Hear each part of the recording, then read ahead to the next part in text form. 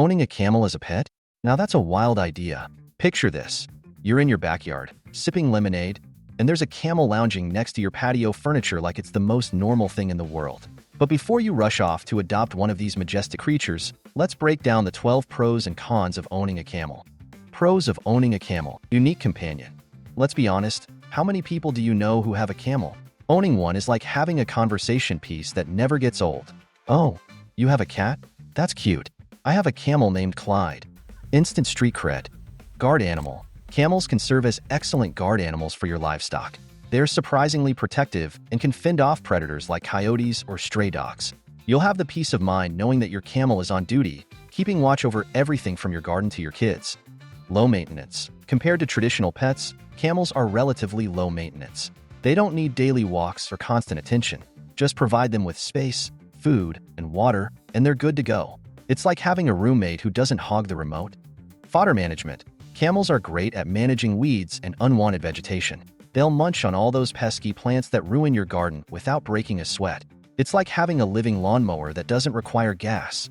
Fiber production. If you're into crafts, camel hair can be spun into yarn for knitting or weaving. Imagine telling your friends you made that cozy sweater from your very own camel. Talk about sustainable fashion. Educational experience. Owning a camel can be an educational adventure for families, especially for kids. It teaches responsibility and animal care while providing lessons in biology and ecology. Kids, this is how camels adapt to desert life. Who needs school when you have a camel? Cons of owning a camel. Space requirements. Camels aren't small animals. They require ample space to roam, ideally several acres. If you live in an apartment, good luck fitting that into your lease agreement. You might need to start looking for a ranch instead. Legal restrictions. Before you get too excited about adopting a camel, check your local laws. In many places, owning camels requires permits or may be restricted altogether. You don't want to end up in legal trouble because you wanted to be the neighborhood's exotic pet owner. Costly care. Owning a camel isn't cheap. Between their specialized diets, housing needs, and veterinary care, which often requires an exotic vet, you could be looking at thousands of dollars annually just to keep them happy and healthy. Time commitment. Camels are social creatures that require daily interaction and care. You can't just toss them some hay and call it good. They need attention. Are you ready for that kind of commitment? Because they'll definitely remind you if you're not.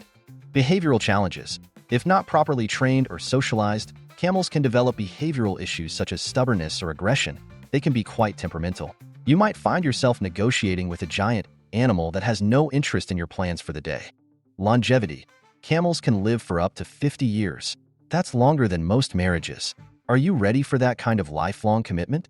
You better hope it's love at first sight because it's going to be a long ride together. Conclusion. So there you have it, the ups and downs of owning a camel. It's not just about having an exotic pet. It's about embracing the absurdity of life with these magnificent creatures that can both charm and challenge you. If you're still considering bringing home a camel after weighing these pros and cons, remember, owning one is not for the faint-hearted. It's like having a toddler that never grows up, one that can kick harder than any soccer player you know. So think carefully before diving into this adventure because life is too short for boring pets, and even shorter if you get kicked by one.